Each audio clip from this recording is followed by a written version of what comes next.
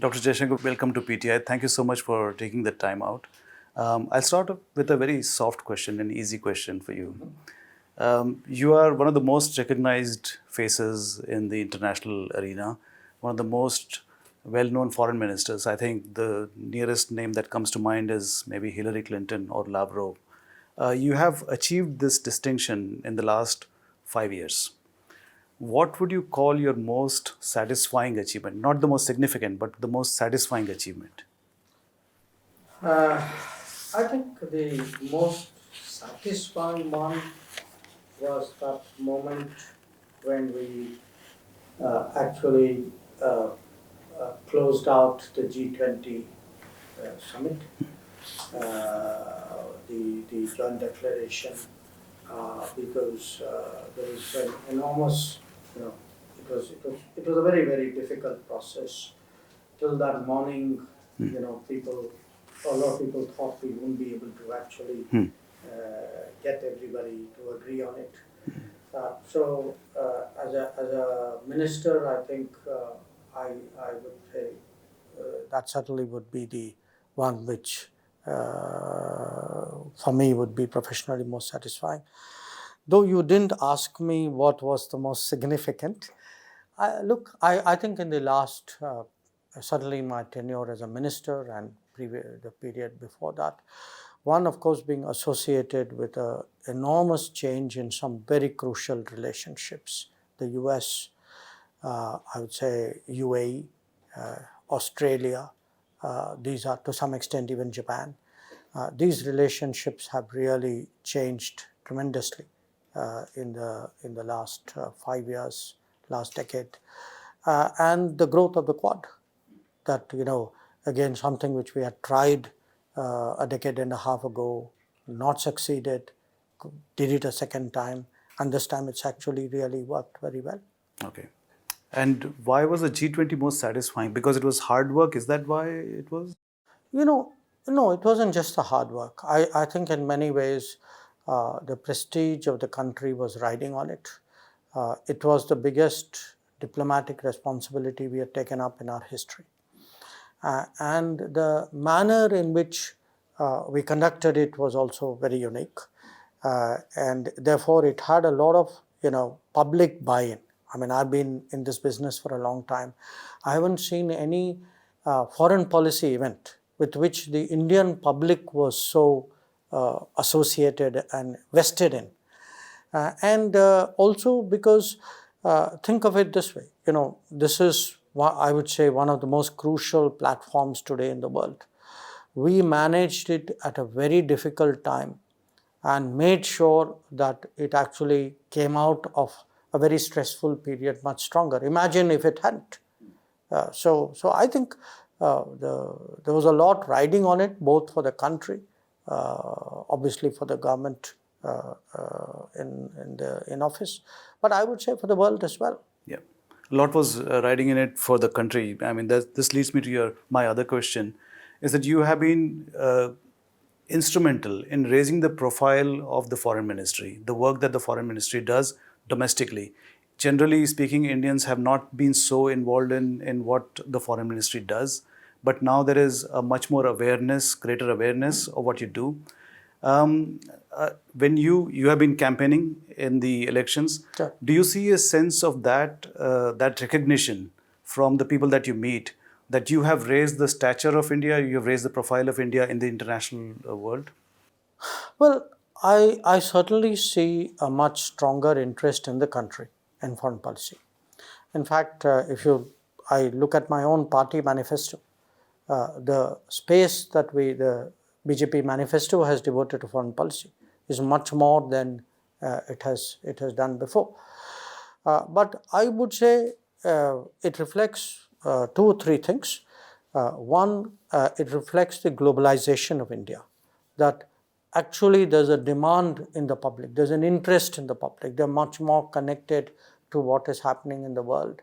Variety of reasons, smartphones, better media, you could say more travel, more people working outside, more relatives and friends working. I think there's all of that. The second factor I would say is actually the Prime Minister, that the position which Prime Minister Modi has carved out on the international stage.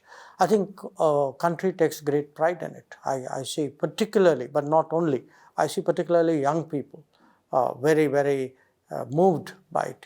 They feel they are with you as that happens. So I think the kind of international presence that he has been, the ideas he has given, the responsibilities we have taken, the way we have projected and protected our national interest, I think that's the second reason. And the third, very honestly, we in the Foreign Ministry have made a conscious effort at actually communicating foreign policy to the people. That we actually, my message even in these elections is foreign policy matters to you. That if we, buying oil from Russia is a foreign policy decision, but the cost in the petrol pump is a public interest. Making sure that wheat prices remain stable, or the fertilizer budget doesn't skyrocket, or that actually Apple phones are made in India. All these in some way, or that we actually get oxygen during the Delta wave of the COVID. There is a foreign policy action here or a decision here, but at the end of the day, the Indian consumer, the Indian public actually feels the impact. And I think when you start communicating to the people, they respond to it.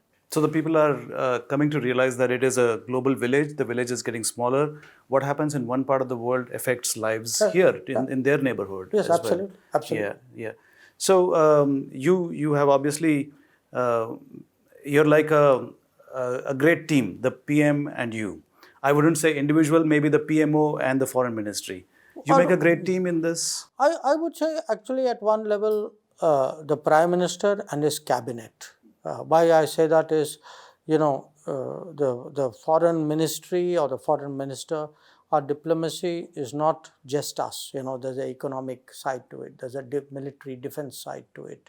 There's a technology side to it. So one of my own assessments, my perception, is that Prime Minister Modi inculcates a very strong team spirit. That the ministries of the government are much less siloed. He encourages people, to work together in a much more coordinated fashion. And if you look at a lot of what we do, let us say if you look at these rescue operations that we've done, they come together because, there's the military, there's the defense ministry, there's the foreign ministry, there's the home, or if you look at COVID responses, there's health, there's us. So it's been very much a characteristic of his government, which is everybody work together to deliver more effectively. And what sense did you get during your campaigning? You were in Telangana, Andhra, I've been Tamil in Nadu, quite a few states. Quite a few southern states. You have Yes. focused on southern states. Also, no, I was in Odisha, I was in Rajasthan. Okay. What's your, so you have covered a large part of the country. Yes. What's your sense of the reception for BJP? What are the chances of BJP at this point? No, I think my sense from the ground is very positive. Our message to people is look at the last 10 years of the BJP in power. We are coming to seek your blessings on the basis of 10 years of delivery. So this is not just a promise or words that we are putting before you, which many of the other parties are doing. This is based on actually ground delivery.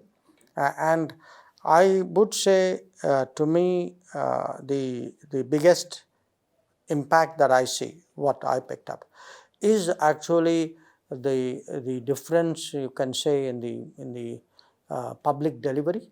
That people getting rations, people getting electricity, water, roads, houses, health access, and that a lot of this is happening not the way it used to be before, very slow, very cumbersome, very corrupt. Today it's much more digitally delivered. People are much more aware of what their entitlements are. They get it much more, very much more smoothly. So there is actually a higher opinion among the people of the government. Still room to grow, no question. But a feeling that yes, Prime Minister Modi is kind of shaken up the system. He's actually applied technology. We're getting stuff. He's pushing the system to do things for the benefit of the people. I mean, that sense is very strong. The second is really that the country's prestige in the world is very high. That I see as a very, even in smaller towns, even I would say frankly almost in village level, I see that sentiment. Mr. Sam Pitroda, he made these remarks which could be taken as racist remarks because you talked about the color of the skin and all that. Would you be willing to put this off as an immature comment on our people, or do you think there is a more sinister motive in his statement? Look, he is not exactly a young person, so you can't say it is immature. Here is a person who's been around a long time. I think what he was saying probably is what is the talk in the circles which he inhabits, possibly shared by people he has mentored. And I think, there were two parts of it which were troubling for me. One, what you referred to, this typecasting and racial stereotyping. I think that was troubling for me. The second was actually a sense that, which the remark implies, that there are very different people, and somehow somebody has put it together, it has taken some kind of effort to bring them all together to make India.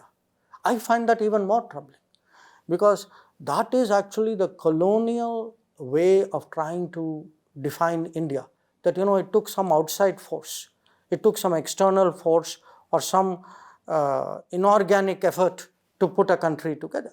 I think we have a natural organic unity. I mean, to me, India is a civilization. It is a it's a belief system in a way.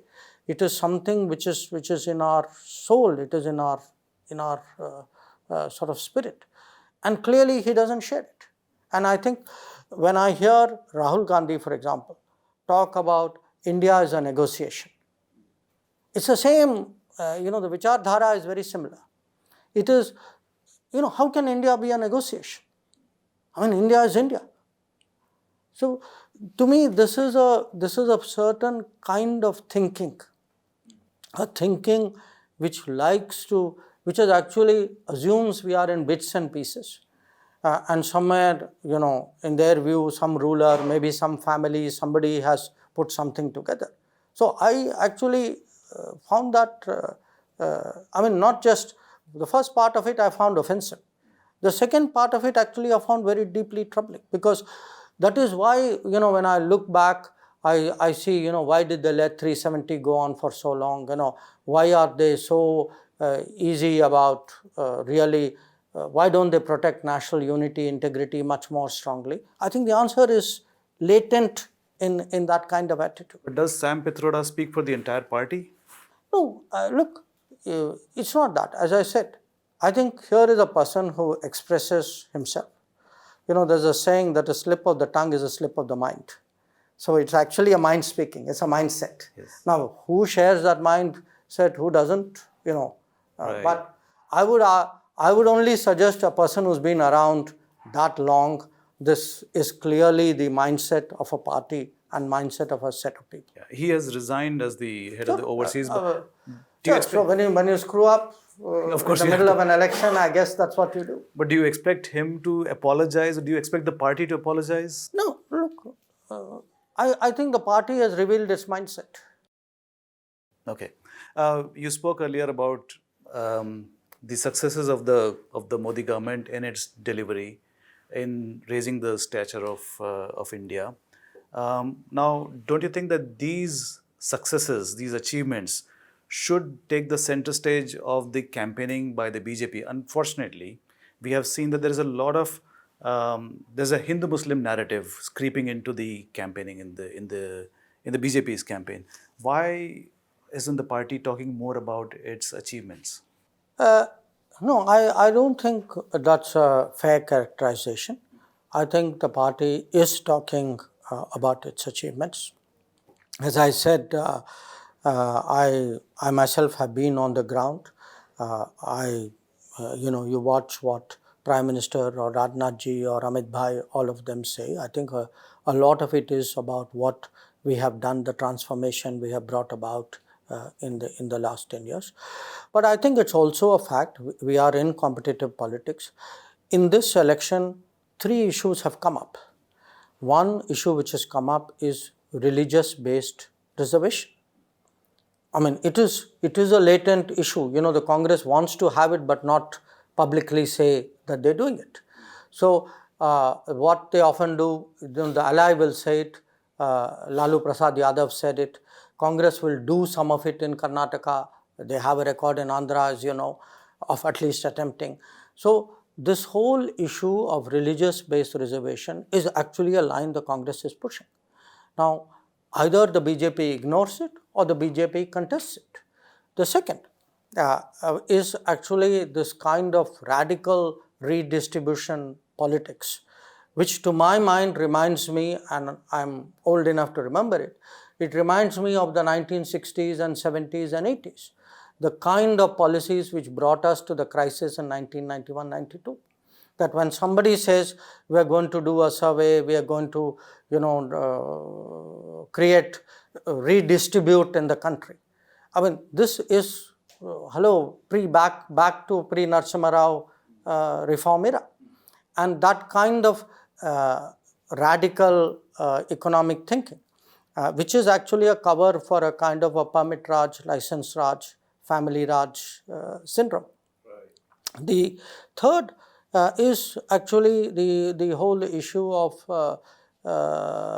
national unity, integrity and terrorism and countering terrorism. Today, after 2008, if we are seeing 2611, being questioned, if we are seeing, here we have, and this is again very clever. Sometimes Congress would do it. Sometimes somebody else will do it, but Congress will not disown it. Sometimes it will not be in the manifesto, but so you will not put CAA in the manifesto, but Chidambaram ji will speak about it. You will not talk about 370 or you will not talk about POK, but Farooq Abdullah will speak about it. You will not do Muslim reservation, but Lalu Prasad will speak about it. So, don't think it's a coincidence. So, there is a kind of a, shall I say, a role distribution here. Sometimes one part, maybe that's why they need a sort of a gaggle of players. There's a degree of deniability and usability out here. But some things they have themselves said, like this kind of return to the discredited politics of the 60s and 70s, the discredited economics of 60s and 70s. Yeah. Now, I started my career in the mid-80s, and since then I've been, a student of foreign policy. I've been watching it. The foreign policy has traditionally in India been a consensus-driven policy. There has been the opposition really always came together with the government when it came to foreign policy, when it came to India's efforts to win friends or which side India was taking. But that consensus, at least I feel that the consensus is breaking now. There isn't much of that consensus. No, look, I think, yes, there was a period when you had opposition leaders who were big enough to extend their support to the government on an issue of national interest. Yes. So, for example, in the 1950s, after severely criticizing Pandit Nehru for his China policies, when the war came, the opposition stood with the government. We are seeing something very different now, which is when Galwan Ghati happened, when the Chinese forces came on the LAC and we are countering it, we actually saw sections of the opposition actually attack not just the government, they even attacked the army. I mean, you had somebody like Rahul Gandhis say, Yangtze mein hamari jawanon ki pitai hui. whereas actually our Jawans gave a very strong reply in Yangtze. So if you ask me, has the quality of the opposition gone down? I have to agree with you, yes. That opposition is no longer nationally motivated, they are much more partisan, they are not able to rise to the occasion, yes. But your basic question, which is, there was a consensus in foreign policy. Think about it. Let's take Pakistan. Shyama Prasad Mukherjee resigned because of the Nehru-Liaquat Ali Pact and the manner in which the Nehru government was conducting relations with Pakistan. B.R. Ambedkar, when he resigned, expressed deep concern about the manner in which the government had handled its relationship with the United States. On China, there was vocal criticism not only from the opposition, even from members of the cabinet about the manner in which Nehru conducted his China policy. Okay. Probably one of the most divisive issues was Israel, where starting with Maulana Azad's objection to establishing ambassadorial relations with Israel, you actually had to wait till 1992, till you had a non-Gandhi Nehru Prime Minister who established embassy. You have to wait till 2017, till Narendra Modi went as the first Prime Minister of India to Israel. So I would actually suggest to you that that picture of consensus is quite exaggerated. In fact, at various points of time, there were sharp divisions of opinion. But you had at that time a very dominant, in fact not one but two, Nehru and Indira Gandhi, very dominant prime ministers, and they were able to give that impression of much greater consensus than the reality actually justified. But we have a very strong Prime Minister even now. Yes. But we don't have that picture of consensus. Because I think the opposition at crucial moments has not stepped in the manner in which the opposition did. I mean, just think about it today. Yeah. Can you imagine on something like 26/11, a politician of that era, actually questioning it? Can you imagine Indian armed forces taking actions against Pakistan in Uri and Balakot, and they are questioning did the armed force really do it or not do it? So I think as I said, some of it is your consensus itself is a slightly flawed, more than a slightly flawed assumption. And secondly, I think you have an opposition which today cannot think in terms of the country. Right. Now, we know that there is greater awareness among the lay people, common people in India about the foreign policy, but at the same time, they are not, they're not adept at foreign policy. They don't know much about it. How would you say, for a layman, how would you explain to them how the NDA government's foreign policy has been different from the UPA government's vis-a-vis China, United States, the Gulf, the Middle East? It's interesting because actually I do a lot of this. In fact, even on the campaign trail, it's quite interesting. I have gone in, I was say in Orissa, I have gone in talking about what are all the big economic changes, social changes, infrastructure changes. But a large part of the questions I've got are exactly the kind of questions you're asking me. So I tell them, number one, that there is a much clearer sense of Bharat first. That when we look at an issue, we look at it from the point of view of where is Indian national interest. And that if that Indian national interest means taking pressure or fending off other countries or pushing back, we are prepared to do it. I would say that is a departure. We are, for example, very, very focused on trying to get UN Security Council membership. This was not the case earlier. In fact, there was a time when the position of our government is first let them accommodate China and then our turn will come. So we are very clear, Bharat comes first. Number two, very strong focus on national security. Not only positioning wise, but in terms of friends and partners who will contribute to our national security. So, and also in terms of the border infrastructure, where there's been quite a remarkable transformation. The quality of the infrastructure today allows us to deploy troops on the China LAC in a manner in which we could not have done earlier.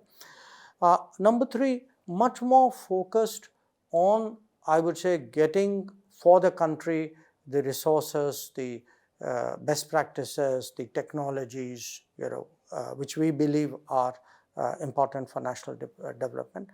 Number 4, much more willing to do things for Indians outside and people of Indian origin outside. The earlier positions, 50s, 60s, what? You left the shores, you are on your own. Today, we proudly and openly say that, when you leave India, we are always there for you and with you. And we have demonstrated that in many ways. We are also much more conscious of our culture, civilization, heritage, traditions than previous governments. We project it much more confidently. A very obvious example is the International Day of Yoga. So here is a tradition today, enjoys universal respect, but it took an NDA BJP government under Narendra Modi to do it. So these were all be the big difference. And we are I think, the only country with such a large diaspora in the world. Yes, we would be. I would say we would be the country with the largest diaspora. China is. China, but when I look at our number of citizens abroad, I think we have more. Yeah. And we are also spread out geographically much more than the Chinese are, who seem to be concentrated in the United States and Australia. Southeast Asia. Southeast Asia, of course. Yeah. Sure. Sir, I'll ask about geopolitics and our foreign policy priorities. So what is your assessment about the geopolitical turmoil that we have been witnessing in the last few years? And how do you navigate these challenges to just push our foreign policy priorities and to just, the aim of raising India's global stature? Where do you see India in the next 10 years? Well, that's a lot of questions at one go. But I think the common point for all of them is that the world global order is actually in transition. Transition not in the sense of incremental change, 5%, 10%. We are actually talking of a very deep churn. And the kind of world we are going to see by the end of this decade will be fundamentally different from the kind of world we are seeing today. How? One, we are seeing very different new players with greater weight, you can say. If you look at, who are the top 20, 30 countries, that list is changing and the ranking in that list is changing. And we ourselves are part of that change. 10 years ago, we were number 11 economically. Today, we are number 5. The expectations next 2 to 3 years will be number 3. So, and we will keep, obviously growing till a point will be 2 and hopefully beyond. The second is, the dominance of the United States, which started after the end of the Cold War. I think today has effectively come to the end. The United States is still the premier power of the world, but for a variety of reasons. One, you can say the next lot of powers are much closer to the United States than it used to be. Also, the US itself has changed its posture vis-a-vis the world. It's willing to it's more careful about responsibilities it takes on. So what it has done is many regional issues, for example, are for regional powers to sort out. You're not going to get one country. At that time, the Secretary of State, then Madeleine Albright, described it as the indispensable power, that in every issue, where is the US? I think many issues today are being dealt with much more locally, regionally than they used to be. I think the international economy is changing because last 25 years, we had this globalization process. And that model of globalization, it did 2 things. One, it concentrated manufacturing and technology in one geography. And number 2, it hollowed out the capacities in many countries, including ours. And there is a reaction to both.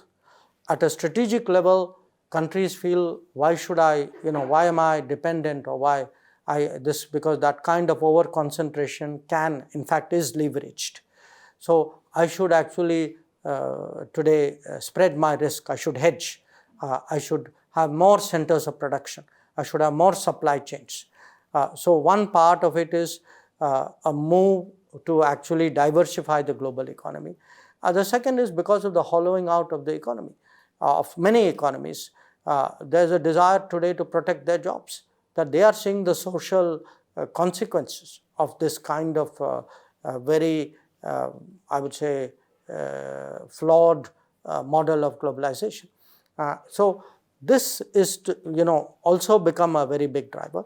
And then there are the new technologies, the AI and the chips and the drones and the space and the electric vehicles and the battery and the green and clean technologies, which will have a tremendous impact on all of us. I mean, few years from now, you and I will not be doing an interview like this.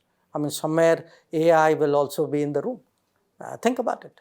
So what would happen? I think the combination of all of this today poses a kind of a picture of great churn. And on top of it, competition is sharpening. I mean, just think about it today. You have a conflict in Ukraine, you have fighting in Gaza, you have this attacks in the Red Sea and the Arabian Sea, you have tensions in the South China Sea, you have terrorism in different geographies, you have the kind of problem that we are having on the LAC with China, but other countries also have their own issues with China. So the multiple conflicts, tensions, divides, with all these variables that I'm putting to you, I'm painting to you actually a very, very stormy international scene for the balance of the decade, and which is why I think today one of the biggest choices which the Indian voter has to make is, in this situation, who do you trust to lead the Indian government? Dr. Jaishankar, one of the highlights of India's foreign policy engagement in the last 10 years has been the upward trajectory in India-US relations.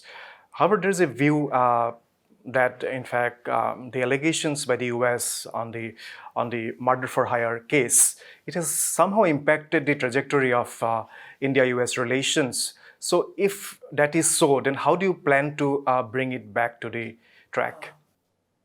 I think that is not so. So you don't think India-US relations have been impacted? I don't think the fundamental course of the upward trajectory of India and the United States is impacted by this at all. I think today we have such a strong strategic convergence with the United States, including many of the issues that I spelled out, that if you look at it in terms of contributing to the global commons, of maintaining peace, stability, security, driving the international economy, diversifying production, creating new supply chains, actually moving on new technologies. Because remember, on technologies, India actually has immense capability to contribute through its human talent. So I think the India-US is a very, very solid account. Its trajectory, I mean, it had a problem. Let me also be very honest. A lot of the problem, because we spoke about the consensus in the foreign policy, there was a kind of left-wing ideology in this country, which said, let us not do too much with the United States. Okay, this goes back to the Nehruvian, Krishna Menon type period. I think it went all the way till 2014. Maybe Atalji's Sarkar was an exception, but otherwise pretty much there were self-imposed constraints on our dealing with the United States.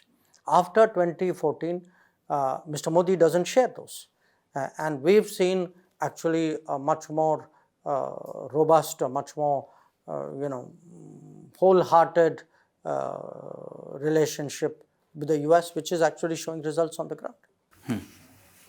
Dr. Jaishankar, another irritant has been Canada actually. Canada has been giving space to anti-India elements for quite some time. We have been asking them to just take actions, but there have been no actions so far. Last week, we saw a parade in Ontario that featured our PM in a very offensive manner. So how do you deal with Canada actually, the problem emanating from Canada? Are we running out of options there? What are the options that we are left with? No, it's not so much a question of running out of options. Look, what we have seen, to our regret, has been the direction of Canadian politics, where separatist, extremist forces, many of whom openly advocate violence, have been given political space in that country. And there are people in positions of prominence today in Canadian politics who actually espouse that kind of separatism and extremism. It's I think a problem from which we have to face up to. We cannot, for the sake of good relations, overlook that. Now, whenever we have taken it up with the Canadians, and it's not a new issue, it's been going on almost for 10 years now. They keep saying, oh, we have freedom of speech. Now, we also have freedom of speech in our country. But freedom of speech does not mean freedom to threaten foreign diplomats. Freedom of speech does not mean the kind of positions, and the kind of activities which people in Canada are doing, which does harm to our country because of its support for separatism. And freedom of speech doesn't mean, this kind of space which is also given to people, of very dubious background, people associated with organized crime and so on. I mean, in any rule-based society, you would imagine that, you would check people's background, how they came, what passports they carried, etc. If you have people whose presence there was itself on very dubious documents, I mean, what does it say about you? It actually says that your vote bank actually is more powerful than your rule of law.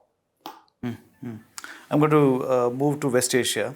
The situation there is pretty tense there, and it would have definitely put back our India Middle East Europe corridor initiative. How many years has it been set back, and how do we bring it back?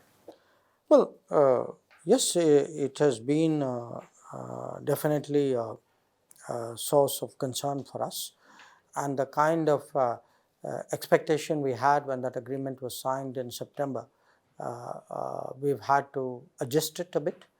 But on the other hand, all the parties to the agreement have reconfirmed that we think it's a great idea, we're all committed to it. So we'll have to wait for things to stabilize a bit. But I agree with you. I think it is a matter of great concern, and we have to see. And it's also a very complex issue because it's not a single issue on which you have a black and white judgment.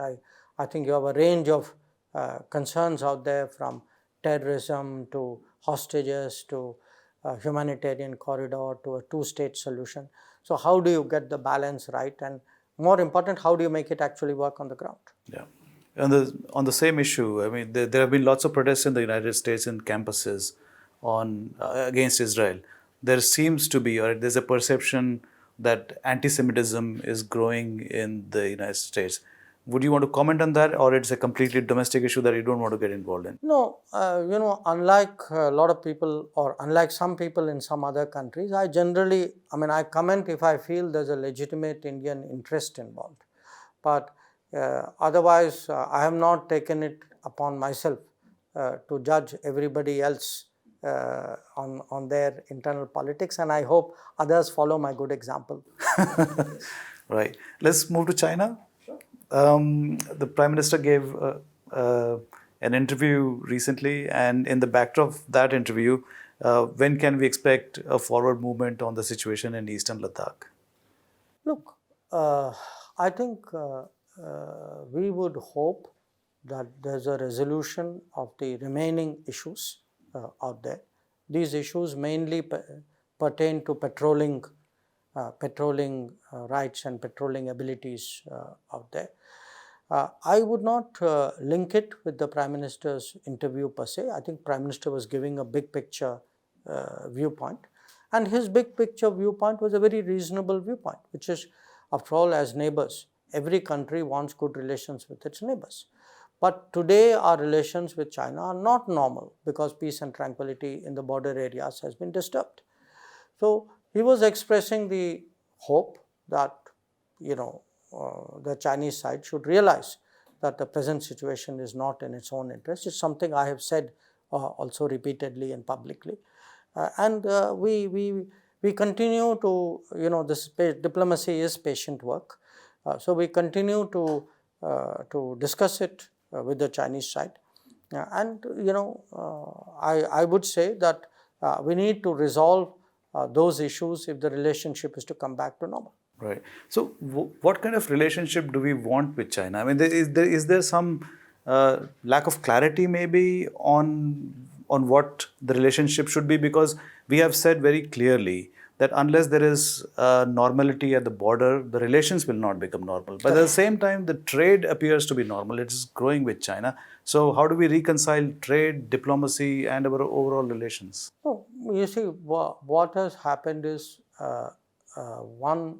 I think it's common sense that if the border, there's no peace and tranquility in the border, how can you have a normal relationship? After all, if somebody is at your front door in an unfriendly manner, I mean, you're not going to go out there and act as though everything is normal. So that's to me a straightforward proposition. When you talk about trade, I think what has happened is, in many ways, the fact that we actually neglected manufacturing in this country, that in many ways we didn't give the kind of support to our manufacturers, especially our small and medium enterprises. In fact, when Make in India started, you had people who even laughed at it. I mean, even now, there are people like Rahul Gandhi who believe that we are incapable of manufacturing in this country. And there are some economists who also have that kind of view. So, the fact that our manufacturing fell behind, I think, has created many of the problems that today we are experiencing. The way to do, you cannot get an immediate fix, but what you can do, which we have been trying to do, is actually to boost manufacturing. How are we trying to do it? One, by rapidly modernizing infrastructure, making it as efficient as possible, because without efficient infrastructure, you're not going to get competitive manufacturing. Number two, making it easier to do business. That, in the, 10 years ago, how environment was used as an argument actually to make business very difficult in this country. We have also been very much more supportive of our own enterprises when there is dumping of goods, unlike in the past where actually they were left to the mercy of a subsidized producer outside the country. So these are all ways by which we think, and then we have this production-linked incentive scheme in different sectors. We give incentives to produce more in this country. We also think if we attract more foreign investment and more foreign technology, so areas like semiconductors, etc., we will be able to, for example, make chips ourselves. Whereas, till now we are importing chips. If there's a shortage of chips somewhere else or somebody doesn't supply, our auto industry suffers. So I think this is hard work. We are at it. We have made some progress. I think we need clearly at least another term to make up a lot for the lost ground. Okay. China's influence in South Asia has been growing. I mean, even Bangladesh, our next door neighbor, depends almost 70% of its defense equipment comes from China. Yeah, but that's not new. That's not new. That's actually going on for 40, 50 years. Yeah. So there's that. There is also Maldives, which has completely gone into the Chinese sphere. You had the Maldivian foreign minister in Delhi today. You met him today. What were the discussions on? No, look, I don't. First of all, I don't agree that any country has gone into any other country's sphere in the kind of sweeping way in which you said, because that's not the reality of how politics actually works. I mean, today, for example, I had a discussion with my counterpart from Maldives, and the takeaway from that discussion is we have the reality of being two neighbors next door to each other, and we have to get along with each other. It's in our mutual interest to do so. But when you speak about a Chinese presence in our neighborhood, depending on which point of history you want to pick, I can show you some Chinese presence. But let me give you some of the milestones. You take Sri Lanka. What was the turning point? The Hambantota port. Which year? 2008. Maldives. What was the turning point? When one of our companies was removed from the airport project. Which year? I think 2011. Okay. If you look at Nepal? Look at Nepal. I mean, a lot of it actually goes back even to the times of the monarchy.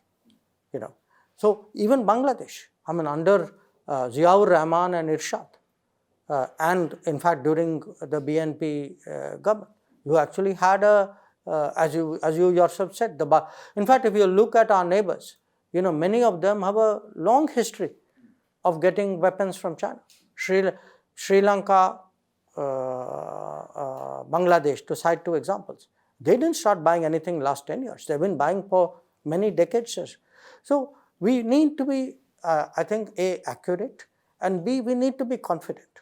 Look, I am clear that international politics, international relations is competitive. I have a neighbor like China. I have to learn to compete. By my complaining, China is not going to stop doing things. And if I do not build up my strength at home, our foreign policy will be as good as our domestic policy. It's a function of our domestic policy. That if I can actually build up my economy, if I can actually build up my manufacturing, if I can create the kind of capabilities which today I'm trying to do, I think you're going to find that foreign policy has much more resources and much more tools in its toolkit to actually influence the world. You seem to be on top of everything. Is there anything that keeps Dr. Jaishankar awake at night? Other than coffee? No, look, I actually, I'm clearly very immersed in what I do. And mostly I kind of spend, my days are very full, and because it's also, I deal with the world, so days are very long. Some part of the world is awake when you're going to sleep. So by and large, I can say I have a good night's sleep. After all, we have a great Prime Minister, we have a good government, we are going into elections, we think our prospects are very good. And I think most of all, honestly, I say this, I'm much more optimistic for our country than I have been all my life. When I look, and part of it is because I also see the abilities and the talent of younger people, what they can do, the kind of achievements, something like what you saw during Chandrayaan or this kind of thing. It really tells you, we have so much in us, we need to bring that out. Thank you very much, Dr. Jaishankar. It was a pleasure. Thank you.